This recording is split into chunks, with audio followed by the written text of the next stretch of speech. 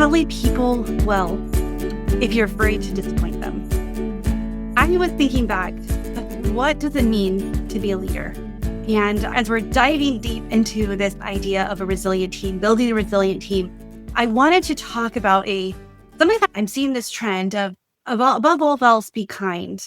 And though I agree with that, I want to define it a little bit. So I wanted to talk about compassion without compromise today and how that is the backbone of a resilient team. My name is Tami. Welcome to a Leader's Purpose podcast. And if you're a leader who's ready to lead with clarity, resilience, and to really step into who you're called to be, this is the podcast for you. And today I've got a great episode for you because I'm going to share a little story, but I also think that when I talk to leaders about this, a sigh of relief typically come over them, a sigh of understanding, and then they can take it and they can run with it. And so today, I think it's a really important conversation that our leaders need to know in order to navigate what's going on in our culture today. And so this is compassion without compromise, the backbone of a resilient team. Okay, so one of the things that when I was in the Air Force, I was a flight commander, and I was given this position, and I think I've talked about it before, how when I first got there, it was called the Animal House, and our team had just failed a giant wing inspection. And so everyone was looking down on our team.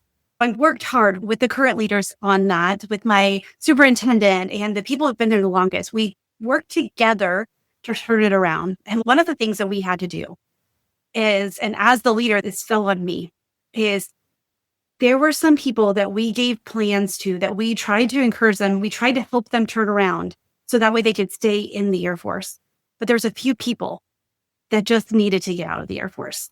And even harder is I had to give them a dishonorable discharge. I had to kick them out.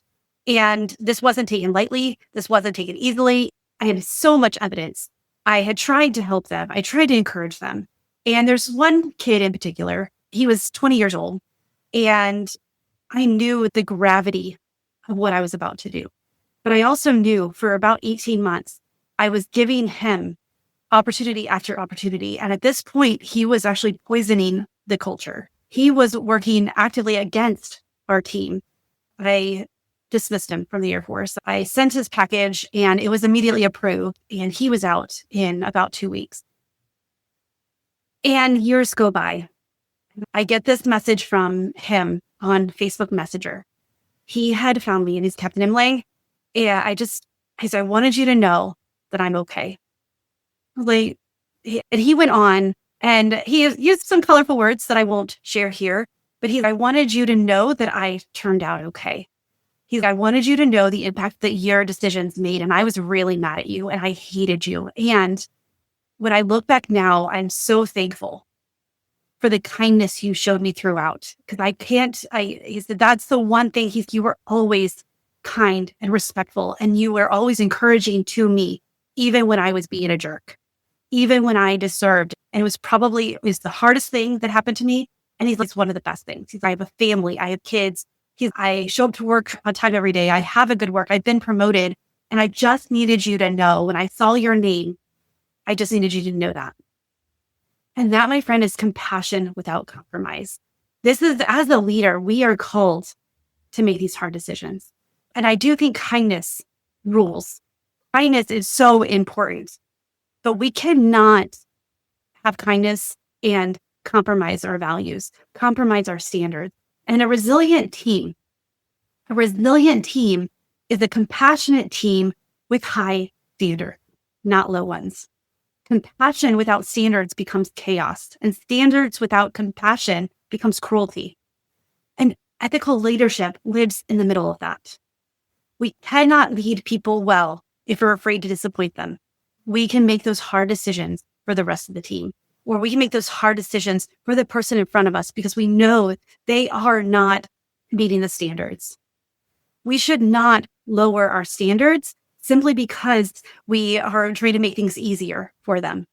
A resilient team is a compassionate team with high standards, not low ones. Compassion without standards becomes chaos, and standards without compassion becomes cruelty.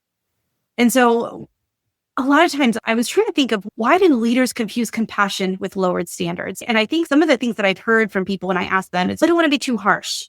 I don't want to seem too demanding. They need a lot of care. I don't want them to think I don't care. I want to be a good boss, not a bad guy. And what's underneath all of that? The fear of conflict, the fear of hurting feelings, the fear of being judged, the fear of being the only one upholding the standard. And you may even be thinking, like, how do I hold people accountable without being mean? How do I correct someone without causing tension? And what makes an ethical leader? We don't need to lower our standards. In fact, I think that the opposite has to happen. I think we need to increase our standards. And not just for our people. We have to do it for ourselves first. We have to hold ourselves to a higher standard. And we have to model it. We have to sweat through it. We have to hold it even when things get tough, because that shows your team not only what you want from them, but what they can expect from you. And so let's look at what ethical leadership is. And ethical leadership isn't about being perfect or being rigid. It's about these three things: integrity, accountability, and care. So integrity, and as an Enneagram 1, this speaks so much to my heart. My kids know that one of the worst things they can do is lie to me, especially when I can read them like a book. And I know when they're lying to me, whether they say it or not, and also my team. And I know this is true for most leaders as well. So integrity, do what you say and say what you do, and do what you say you're going to do. You model a standard before you ask for it. So hold yourself to a high integrity before you ask your team to. The next is the accountability. You take responsibility first and then expect your team to do the same. If there's a call that you made and it was a poor choice, own it. Your team will rally behind you after you build the trust. When they know they can trust you. We've all been there, who had a boss who made a mistake or made a bad call and threw his people under the bus. Don't be that boss. Don't be that person.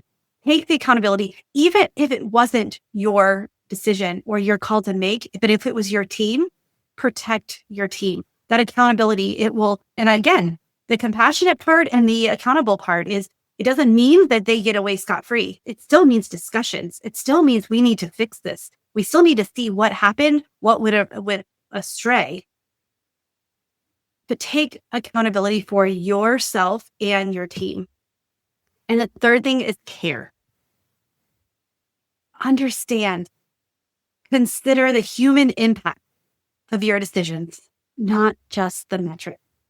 You are in charge of the human aspect. You don't need to take care for your people so they can care for the job. And the more you have to watch the metrics, you have to create the goals, you have to steer the ship. But when you care for the people behind the metrics and you care for them deeply, that foundation for resilience is going to happen with that ethical leadership. If you care for your people and let them know you value them, their decisions, and you empower them, then those metrics will work out, because they're going to work harder than ever to not let you down, because they know that you have their back. So again, the three characteristics of an ethical leader is high integrity, accountability, and care. And this sets the foundation for resilience. And so I was thinking about what else, like this idea of this compassion without compromise. And I was thinking about a bridge not too long ago, right outside of our street, right outside of our land. They dug up a bridge and they were doing a new one. And there were guardrails before, but they were wonky. Like, it is clear it's been there probably since the 60s. Like, it's been a while, and they were not very secure. I don't know if they would actually hold a car in at that point, but now they built these really strong guardrails because it goes down far, like that, where that creek is. And I was thinking about this when it comes to compassion without compromise, because the compassionate leader builds the bridge.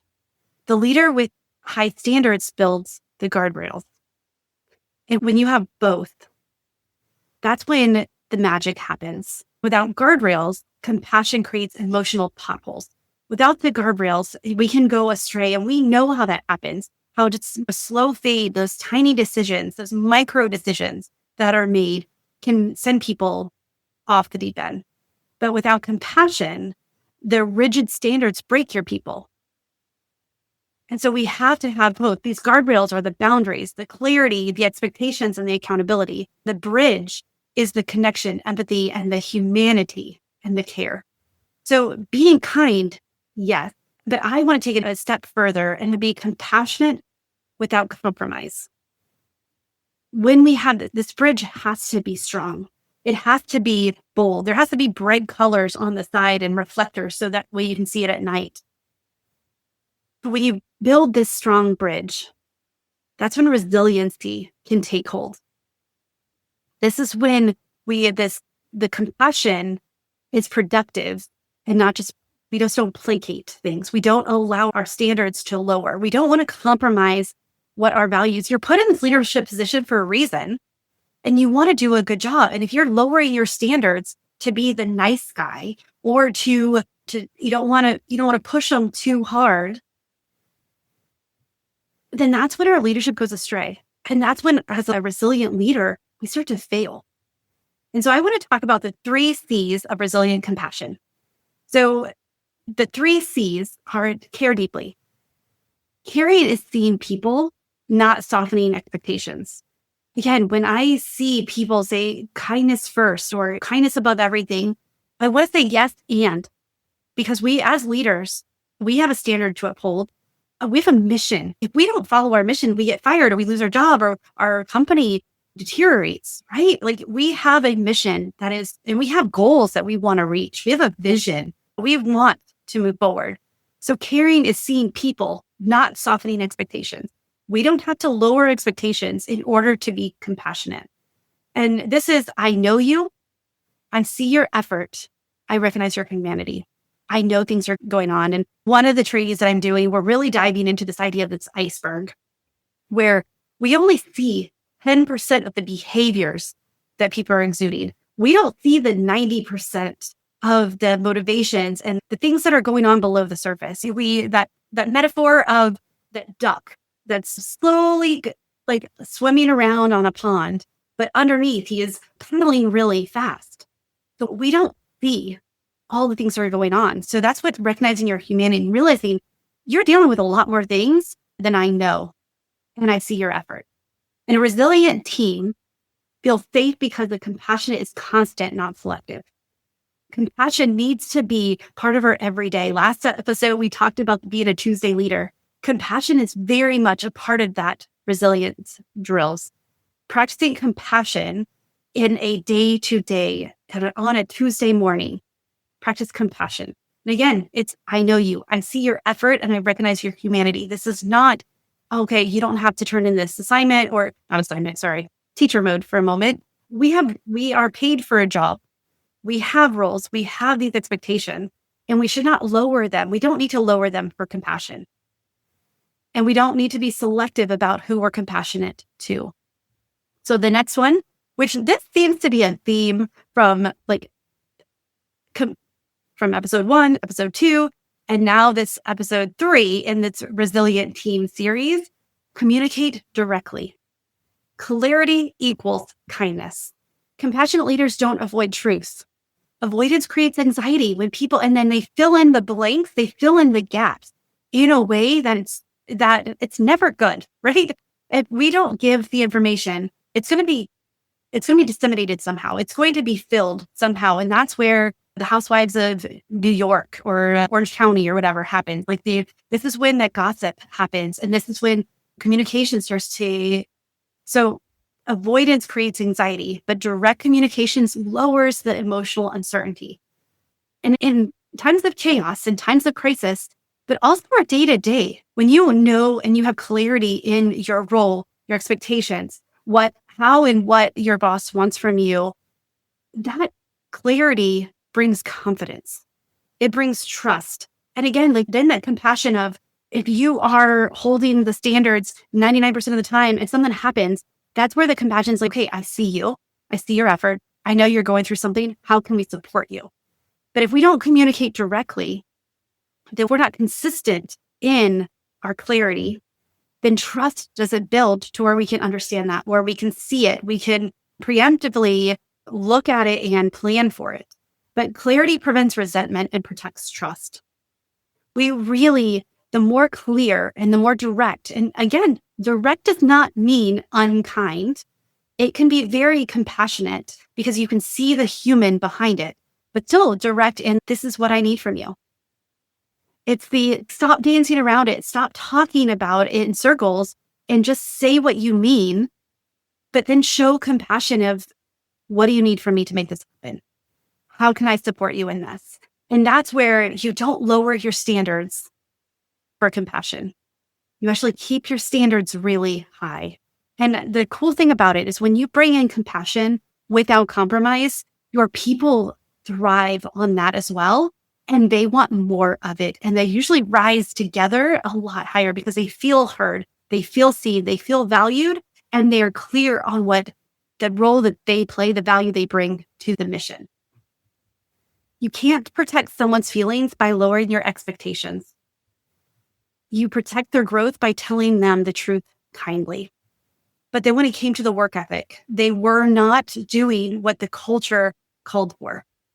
And so they found themselves lowering the expectations for this person, and which caused strife. It caused some resentment because their team they were increasing their expectations. They were rising to the high standards that the leader had modeled. But then all of a sudden they start seeing so-and-so gets away with this late on deadline. And that is going to, all the trust you build, you're going to lose that. You protect their growth by telling them the truth kindly. You protect your people by being kind in how you present the truth. And the third C, so we've got the care deeply, communicate directly, and the third C is call people up, not out. So high standards with dignity. So calling out is correction mixed with shame. We don't want to call someone out in the middle of a board meeting. Standards need to be held. And we need to have those conversations. Again, you don't want to have those conversations during the middle of the crisis. Have them on a Tuesday morning. Have those courageous conversations and talk about the healthy conflict, which we talked about last episode, that normalize the healthy tension. So calling out is correction mixed with shame, but calling up is correction mixed with belief. I expect more for you because I believe there's more about you. If you call them out, show them what in them. Have those high standards with dignity. Show them what they value, the things that they bring. A lot of times people can see what other people bring to the table. It's really hard for us to see what we bring to the table innately. And so tell your people and don't assume that they see it in themselves. So have the high standards, clear high standards, and then call them up. Show them what in them and let them know that you believe more about them. And this becomes the heartbeat of a resilient team. If you encourage and say, here's the place we fell short, but I know you guys are capable of more. So have those high standards, but do it with dignity, do it with compassion, and don't compromise. And so as we close here, I hope you see that having high standards as a leader you don't have to give that up to be kind. You want to be compassionate without compromise. You want to be compassionate and have the high standards, and not only call yourself up to those high standards first, and then you can expect that from your people. And when you have those 3 C's, the care deeply, the communicate directly, and the call people up, not out, your team will start to meld together in such a way that when crisis happens, you soar, you thrive. You're going to actually create opportunities through them and come out stronger than ever before. There's times that we have to keep our standards safe. There's times that we have to protect. And there's sometimes that what we have to do may seem unkind. I did not want to kick this kid out of the Air Force. I saw the potential in him, but he was choosing to not see it in himself. He kept making decisions over and over that not only hurt himself, but hurt his people too. And it got to the point where the compassionate thing to do for him and for the rest of the team is I had to let him go. High standards weren't rules. They're the care in action. I knew that to lead this team well, I had to and I actually removed a couple of people. Some that we cross-trained into a better fit, Some we were able to train, and they actually, because we poured into them, we called them up, not out. They became model team members. And not only that, is they got promotions. They earned wing level awards simply because we were able to call out and see in them what they didn't see in themselves. And so that's the compassion without compromise. And so I want you to think about this. I want you to think of, where are you compromising some of the high standards that it's weighing on you? Because you call yourself high standard. You want a team that thrives in the high standards. If you're tired of carrying everyone's emotions, if you're avoiding unnecessary conversations, if you're exhausted by being nice all the time, if you're quietly frustrated that lowering your standards hasn't helped anything, if you're feeling guilty for wanting to hold a higher bar and you're trying to balance their compassion with their expectations, then this episode, I hope that you could take this episode and you can start seeing how that compassion without compromise is really another foundation in this foundation of a resilient team. Your compassion is your strength. Your standards are your backbone. Lead with both. And you'll build a team that can thrive in the time of calm within any storm. When you are deeply committed to growth and to this ethical leadership and compassion without compromise, your team will rise as well. All right, friends, if this is something that, if you want to start building this compassion without compromise, and you're like, Tami, I just don't know where to start. This is what I do. This is what I get to do. I get to see what's possible for you and your team. If you're feeling the exhaustion of trying to carry everyone's emotions, if you're feeling like you've lowered your standards and you're not the leader that you want to be, or you're stepping into another level, the next level of leadership, like your team is ready to amp it up.